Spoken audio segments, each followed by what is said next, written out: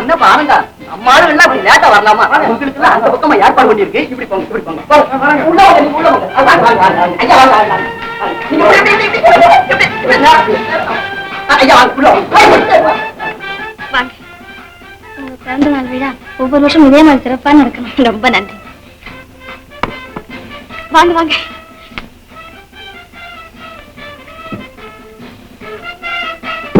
ராதா, அடுத்தபடியா உங்க கல்யாணத்துக்கு வந்து நாங்க விருந்து சாப்பிடணும்.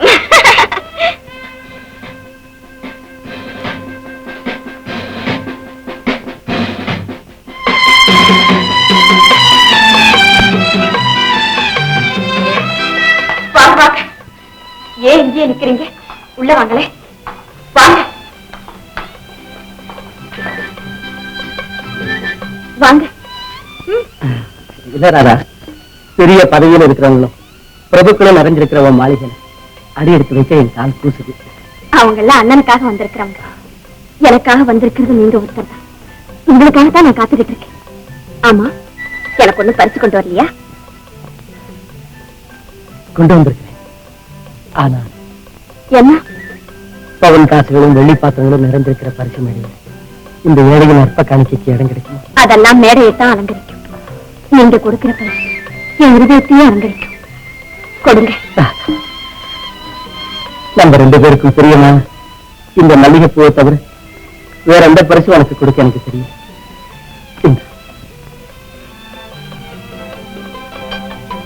இந்தாங்க. உங்க கையாலேயே என் தலையில வச்சிருக்க. யாராவது பாத்துட்டு போறாங்க. பரவாயில்ல. உள்ள போங்க, உள்ள போங்க.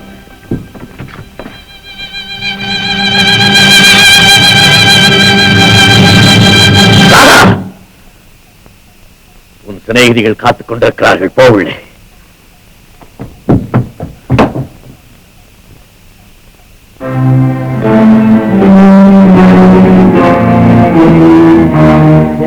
எல்லாம் ரொம்ப ஜோரா ரொம்ப நல்லா அலங்காரம் பண்ணி வச்சிருக்கப்பா.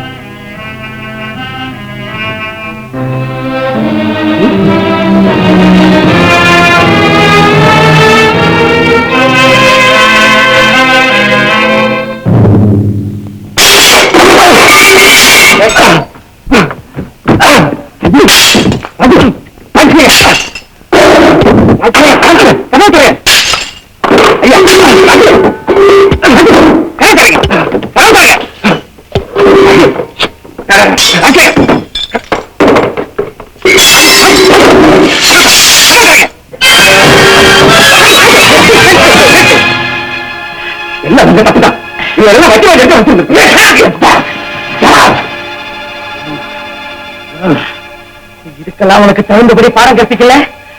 நான் ஆனந்தம் இல்லை. எல்லாம் ஏன் தவறுதான். வயசுக்கு வந்த பொண்ணை சீக்கிரம் கல்யாணம் செஞ்சு கொடுத்துருக்கணும். சரி சரி, அதெல்லாம் அப்புறம் பேசணும். எனக்கு மனசு துடிக்குது. எதுக்கு ஒரு லிமிட் வேணும். இது பெருத்த அவமானம். ஆமா தம்பி, உனக்கு ஏற்பட்ட அவமானம் நம்ம குடும்பத்துக்கே ஏற்பட்ட மாதிரிதான். அப்படி நீ என்ன அவனுக்கு குறைஞ்சு போயிட்டியா?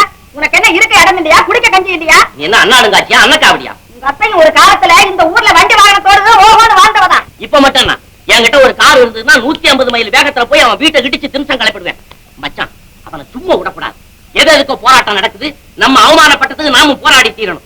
மில்லுல உள்ள தொழிலாளிகளை எல்லாம் ஒண்ணு சேர்த்து ஒரே அடியா ஸ்ட்ரைக் பண்ணி அவன் மில்லையா இழுத்து 3 முடியா படணும். புறப்படு. செங்கல்ராயா, மற்ற தொழிலாளிகளை இதில் சம்பந்தப்படுத்துற நியாயம் இல்லை. இது என் சொந்த விஷயம். இதே சொந்த விஷயத்தை அவன் மனசுல வச்சுக்கிட்டு தான் உன் ஆளையெல்லாம் வெளியில பிடிச்சி தள்ளிவிட்டான். அப்படியா? என்ன அப்படியா? பாக்கணுமா? தட்சிணாமூர்த்தி, இங்க வாங்க. என்னப்பா, உங்களுக்கு எல்லாம் வேலை போயிடுச்சா? ஆமா அண்ணன், நாங்க ஒரு குத்தமும் செய்யல. மேஸ்திரி எங்களை கூப்பிட்டு இனிமே உங்களுக்கு எல்லாம் வேலை இல்லைன்னு சொல்லிட்டாரு. அண்ணே, நீங்க தான் அவருக்கு நெருங்கிய சிநேகிதராச்சர். அந்த உரிமையில எங்களுக்காக ஒரு வார்த்தை பேசுங்க அண்ணே. நீங்களும் அவனை எப்படியாவது போங்க. இந்த விவகாரத்துல என்ன சம்பந்தப்படுத்தாதீங்க. அப்படி சொல்லாதீங்க அண்ணன். நீங்க வந்து நேர்ல முதலாளி கிட்ட ஒரு வார்த்தை சொன்னீங்கன்னா எங்க எல்லாருக்கும் வேலை கிடைக்கும். முதலாளி, பெரிய முதலாளி. இனிமே அந்த அற்பப்பைய முகத்துல நான் முடிக்கவே மாட்டேன். போங்க. என்னென்ன இது? அன்னைக்கு தொழிலாளிக்கு யூனியன் வேணும், ஒற்றுமை வேணும் அப்படின்னு சொல்லி நீங்களா இன்னைக்கு இப்படி பேசுறீங்க? உழைக்கிற எங்களுக்காக பேசுறவங்க நீங்க ஒருத்தர் தான். நீங்களும் மௌனமாயிட்டா முதலாளிக்கு மமதி அதிகமாயிடாதான்?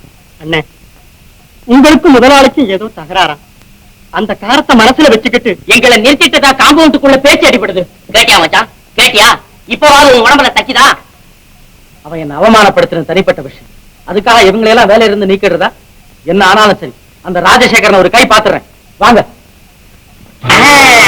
இது லிமிட். எப்படிமா?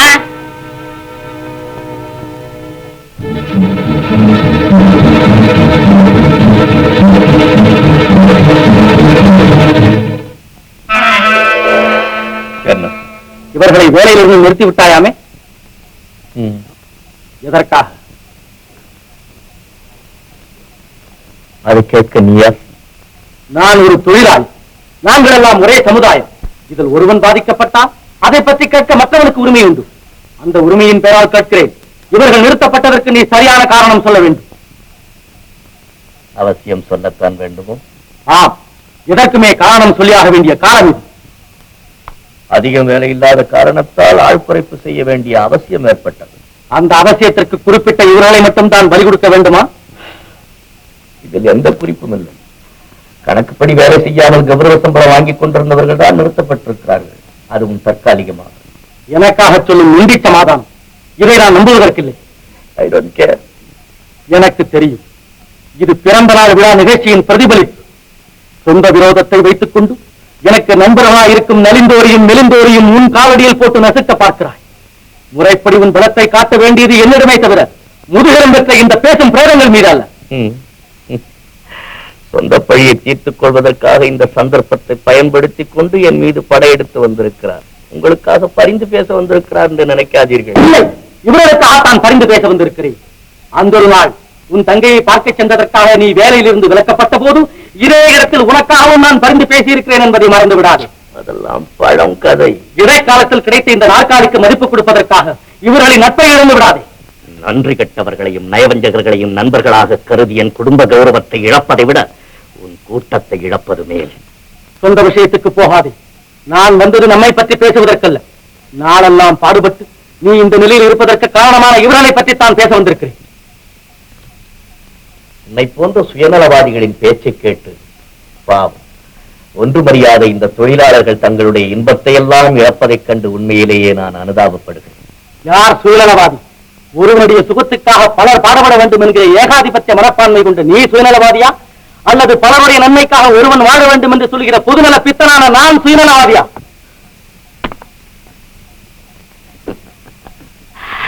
பொதுநலம். பொறியிலே பலகாரம் வைப்பது எலியின் பசியை போக்கவா? புத்துக்கு அருகே நின்று மகிழ் ஊதுவது நாகத்தின் காதுகளை நாதத்தால் குளிர வைக்கவா? காட்டுக்குள்ளே குளிபறிப்பது யானை ஓய்வு பெறுவதற்காகவா? கனையை வில்லிலே பூட்டுவது கலைமானுக்கு வேடிக்கை காட்டவா? இல்லை, இதெல்லாம் பிற துன்பத்திலே இன்பம் காண வேண்டும் என்ற பேய் வெறி. அந்த வெறிதான் உனக்கு. இதற்கு பெயர் பொதுநலம். புரியாமல் பேசாதே. மெழுகுபத்தி எரிந்து ஒளியை கொடுப்பதோடு தன் மேனியையும் உருக்கிக் கொள்கிறது. ஊதுபத்தி நறுமணத்தை கொடுத்த பிறகு உருவமற்று சாம்பலாகிறது.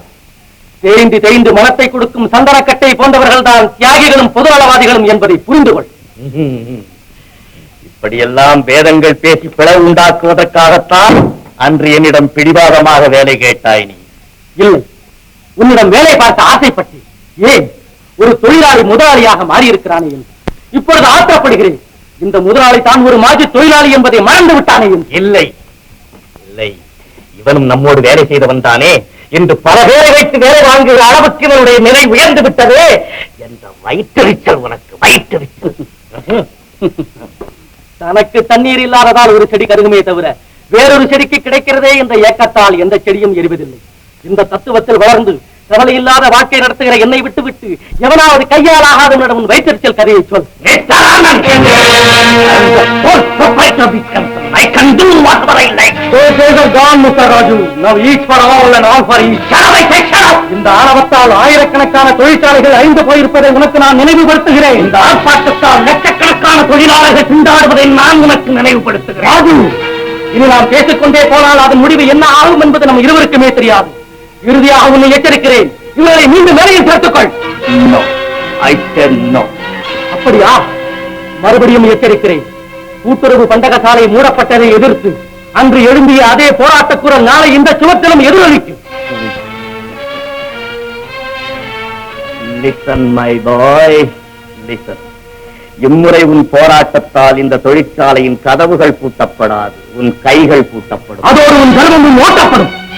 நெல், ஆனந்த், நீ உன்னுடைய ஆட்களை எல்லாம் சேர்த்துக் கொண்டு இங்கே எரியும் மின்சார பல்புகளை எல்லாம் அணைத்து விட்டாலும் அதை பற்றி எனக்கு கவலை இல்லை. ஆனால் இதே இடத்தில் எப்போது ஒரு சின்னஞ்சிறு அகல்விளக்கு சுடர்விட்டுக் கொண்டிருக்கும். அந்த சொற்ப வெளிச்சத்தின் கீழே அப்பர்களின் துணையின்றி ஒரே ஒரு உருவம் மட்டும் ஓடியாடி வேலை செய்து கொண்டிருக்கும். அதுதான் நீ குறிப்பிட்ட அந்த தொழிலாளி ராஜு. அதை மனதிலே வைத்துக் கொண்டு உன் போராட்டத்தை தொடங்கு. முழங்கு, முரசு கொட்டு, மூளைக்கு மூளை நின்று திட்டு.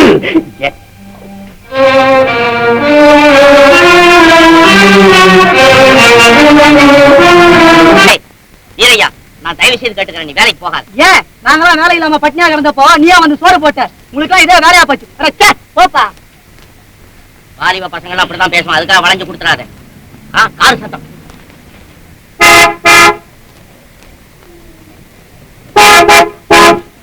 ஏன்பா, என்ன சமாச்சாரம்? இவர்களுக்கு வேலை கொடுக்காவிட்டால் உன்னை வெளியே போக விட மாட்டேன். அதையும் பார்க்கலாம். எடு வண்டிய.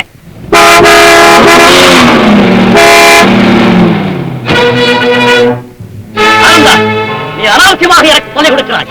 மரியாதையாக சொல்லுகிறேன், எழுந்திரு. முடியாது. இவர்களுக்கு வேலை கிடைக்கும் வரையில் அறப்போரை நிறுத்தப் போகுது. இது அறப்போர் அல்ல, அர்த்தமில்லாத பிடிவாதம். உன் வார்த்தை எதற்கு? வேலை கொடு அல்லது உன் காரின் சக்கரங்களுக்கு என்ன இரையாக்கும். All right.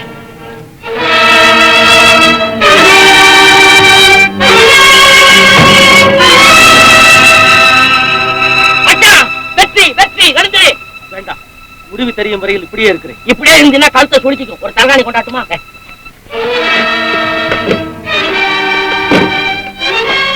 Hello, police station.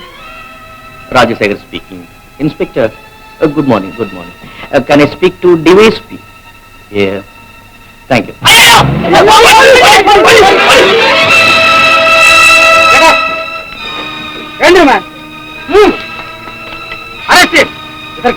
எல்லாம் ஸ்டேட்ல வந்து பேசுவாங்க.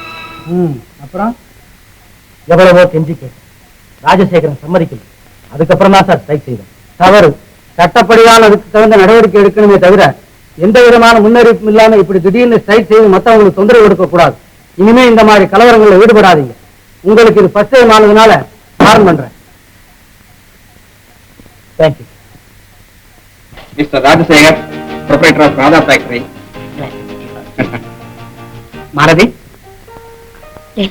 நீ வாடி. வாடி.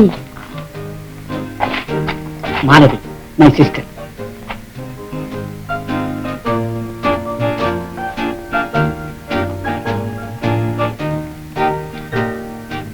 Thank you.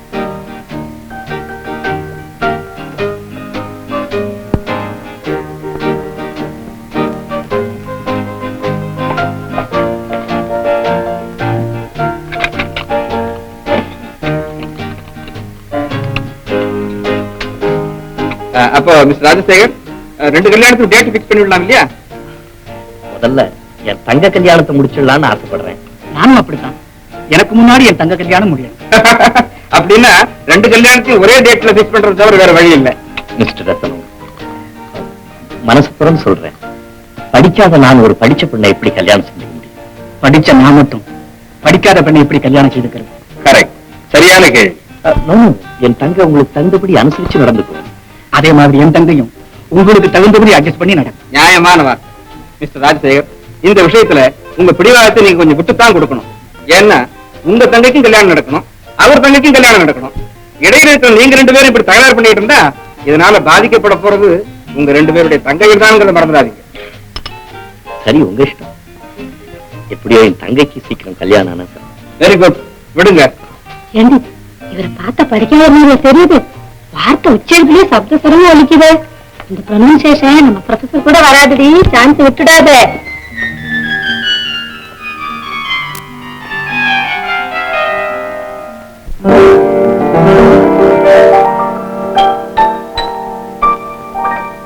காற்றொன்று கேட்டேன், பரவசமானேன், நான் அதை பாடவில்லை. பாவையின் முகத்தை பார்த்தார் ஒருவர், நான் அதை பார்க்கவில்லை.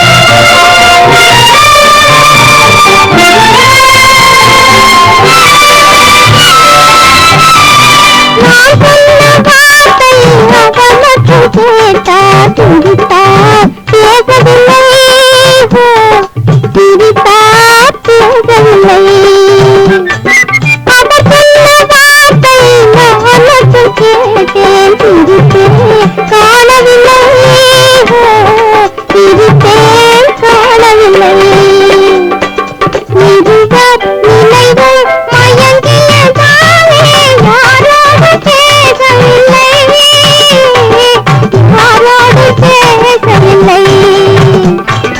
ஆடி முடிந்தது ஆவணி வந்தது பாடிய பைங்கள் உள்ளம் மலர்ந்தது நாளது போலே தூது நடந்தது காதல் கண்ணாலே பாவையின் முகத்தை பார்த்தார் ஒருவர் நான் அதை பார்க்கவில்லை பாடொன்று கேட்டேன் பரவசமானே நான் அதை பாடவில்லை பாவையின் முகத்தை பார்த்தார் ஒருவர் நான் அதை பார்க்கவில்லை ராதா ராதா தங்கா தங்கச்சிக்கு கல்யாணம் நிச்சயம் பண்ணியாச்சு. மாப்பிள்ளை யார் தெரியுமா? பெரிய இன்ஜினியர். தங்கச்சி எங்கடா? ஃப்ரெண்ட்ஸ் வீட்டுக்கு போயிருக்காளா? இல்லைங்க, ஏன் வந்து முடிக்கிற? எங்க தங்கச்சி? தங்கச்சி தோட்டத்துல என்ன செய்யறா? பேசிக்கிட்டு இருக்காங்க. யாரு கூட? ஆனந்தம் கூடங்க.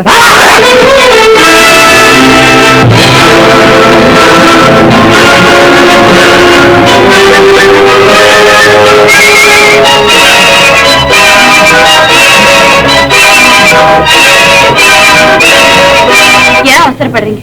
இப்படி உட்காருங்க. இதுல ஒண்ணும் சூழ்ச்சி இல்லையே. என்ன சொல்றீங்க? நான் பக்கத்துல இருக்கிறவர் உங்களை எந்த சூழ்ச்சியும் எதுவும் செய்ய முடியாது. நானும் என் உயிரை பத்தி எப்பொழுதும் கவலைப்பட்டது கிடையாது. அண்ணன் யாருன்னு உங்களுக்கு தெரியாதா? யாரு? பிரபுவா பிறந்தவனா?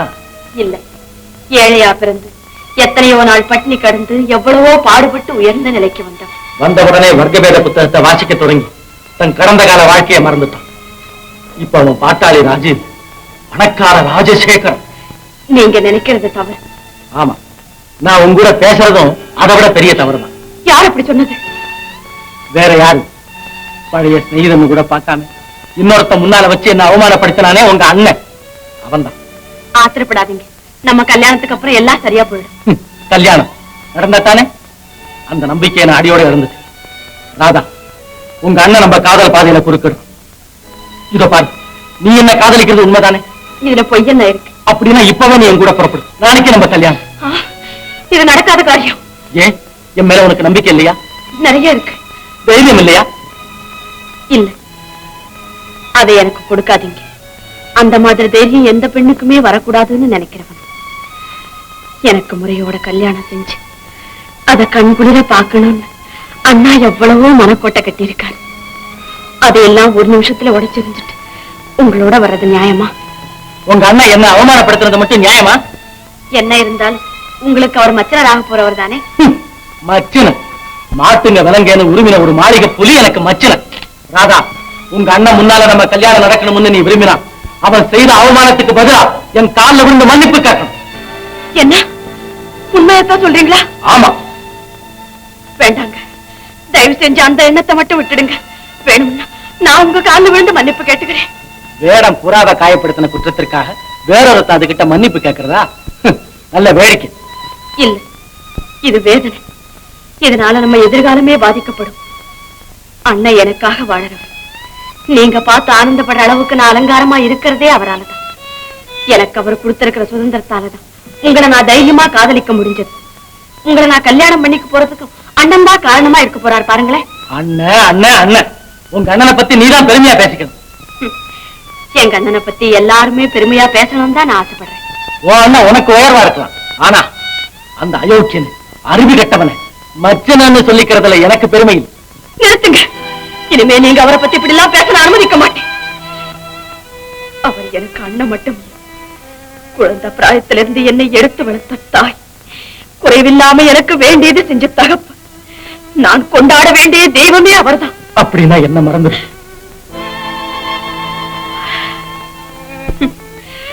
இப்பதான் எனக்கு தெரியுது, வெறும் ஸ்பர்ச உணர்ச்சியில பிறந்த உங்க காதல் நிலையானதில்லை.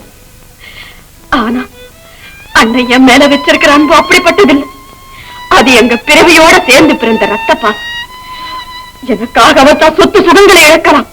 ஆனா சொந்த மானத்தையே இழக்கும்படியான நிலைமையை அவருக்கு நான் நிச்சயம் உண்டாக்க மாட்டேன். போதும், இன்னும் என்ன சித்திரவதை செய்யாதீங்க. எங்க பழி வாங்க நினைக்கிற உங்க காதல் எனக்கு வேண்டாம்.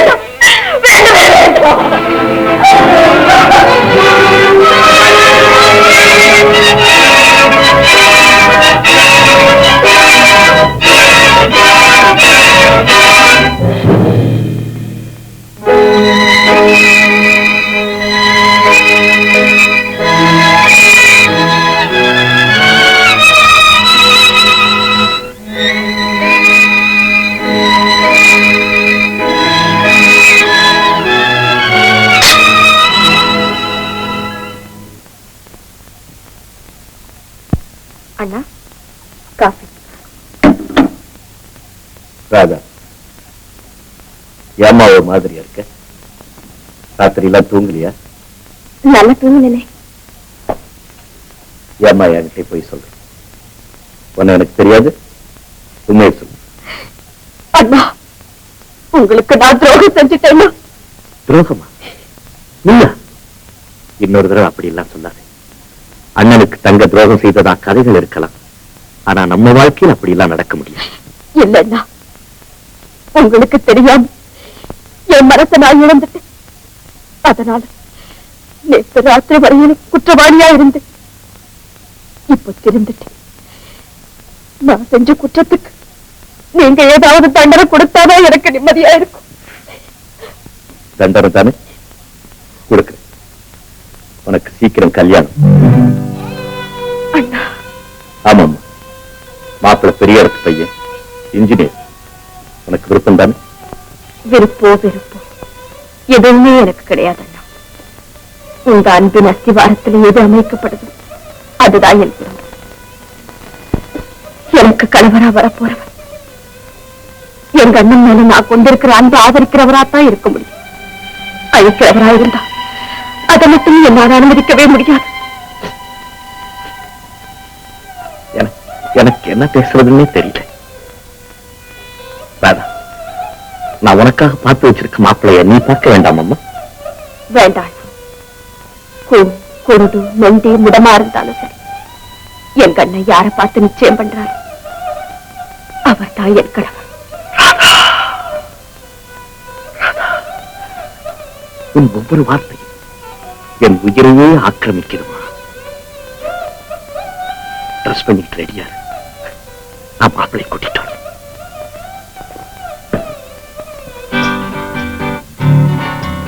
ராதா, ராதா, வாமா, வா.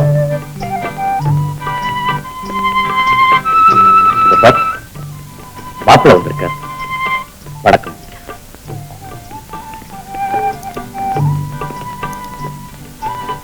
ராதா,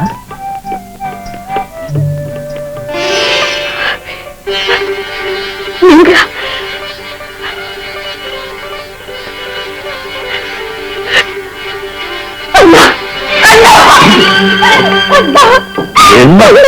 என்னம்மா?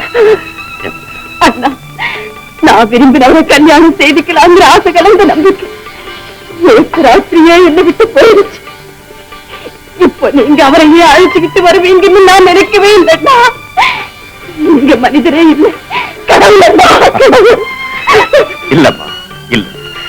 அண்ணன் மேல கொண்டிருக்கிற அன்புக்காக ஒரு தங்கை தன் வாழ்க்கையின் ஆதாரமான காதலையே தியாகம் செய்ய தயாரா இருக்கும் போது தவம் இருந்தாலும் கிடைக்க முடியாத அந்த தங்கைக்காக ஒரு அண்ணன் எது வேணும்னாலும் செய்யலாமா, எது வேணும்னாலும் செய்யலாம்.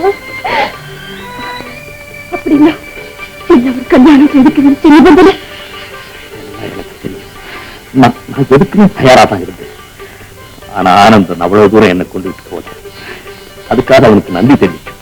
ராஜு, ராஜு என்ன மன்னிச்சிருப்பா.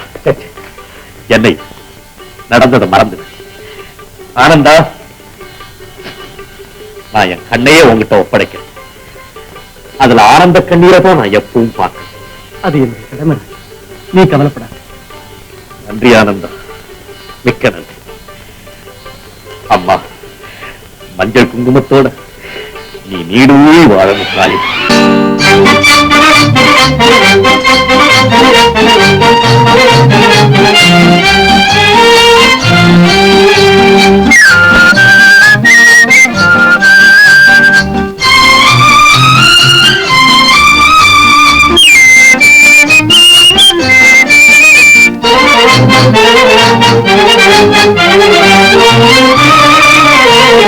வாராயன் தோழி வாராயோ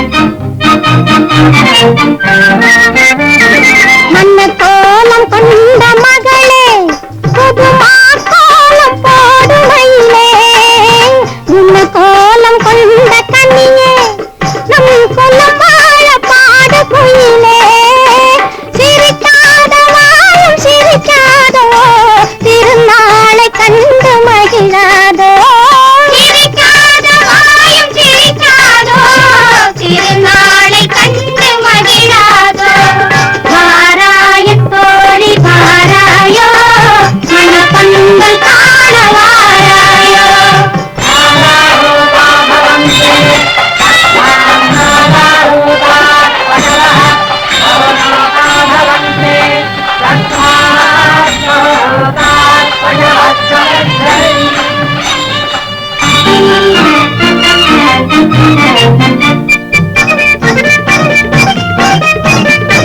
கன்னியாக காண வருவார் இவள் தளிர் போல தாவி அணைவாள் கண் போல சேர்ந்து மகிழ்வாள் இரு கண்ணோடி மாது துயில்வாள் எழிலான கோலம் கலையாதோ இதமான இன்பம் மலராதோ எழிலான கோலம் கலையாதோ இதமான இன்பம் மலராதோ வாராயன் தோழி வாராயோ மனப்பந்தல் காண வாராயோ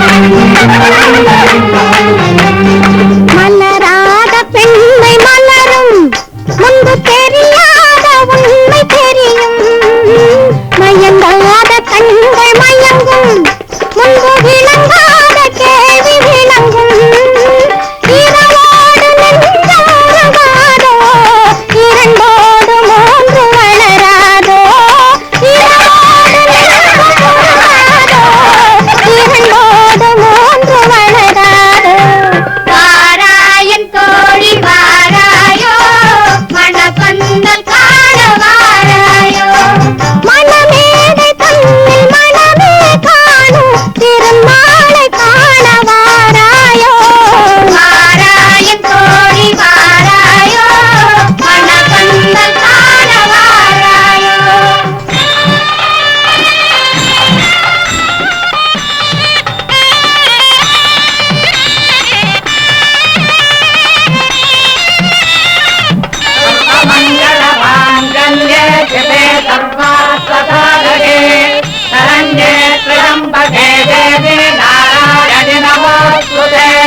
मांगल्यं संतुनानेन मम जीवन हेतुना कंठे भद्रामि सुभगे पंगे वचल